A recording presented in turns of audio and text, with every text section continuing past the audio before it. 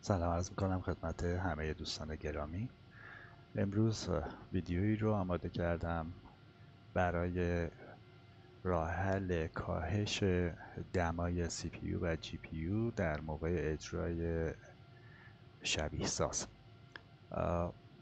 همونطور که ملاحظه میکنیم الان دمای CPU من 94 درجه و دمای GPU من 75 درجه است. برای اینکه این دما رو کاهش بدیم از یک برنامه کمکی به نام تراتل استاپ استفاده میکنیم. این برنامه رو شما میتونین از گوگل سرچ بکنین، دانلود بکنین و وقتی که دانلود کردین فایلش رو باز بفرمایین و روی آیکون تراتل استاپ کلیک بکنین. ببینین بعد از اینکه این کار رو انجام دادیم دمامون چقدر کاهش پیدا میکنه. میبینین که از 94 CPU به 77 الان رسیده و GPU به 74 و همینطور داره کاهش پیدا میکنه.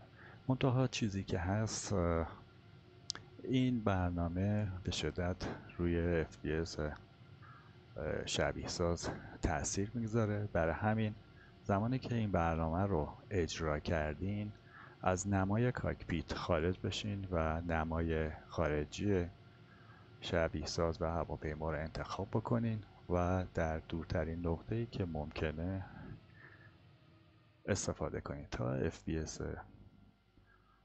شبیه ساز زیاد کاهش پیدا نکنه. الان ببینین FPS ما 35 36 هست و وقتی داخل کاکپیت میریم این FPS کاهش پیدا میکنه و میاد به 27 درجه.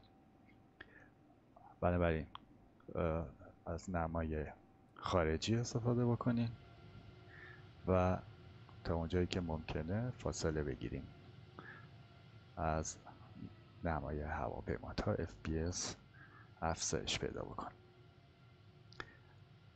زمان اجرای این برنامه وقتی هست که شما به تاپ آف کلایم رسیدین و خروج این برنامه بهتر هست در زمانی انجام بشه که به تاپ آف دیسند رسیدین و میخواین نزول رو انجام بدین که مجبورید داخل کاکپیت رو ملاحظه بکنین و نیاز دارین که FPS شبیه ساز بالا بره. الان دمای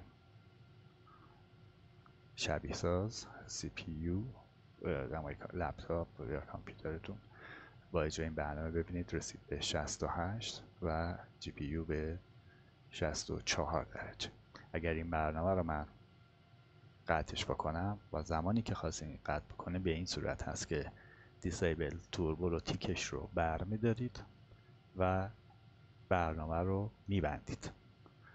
ببینید وقتی که این برنامه رو میبندیم دما دوباره افزایش پیدا میکنه ولی FPS تون بالا رفته.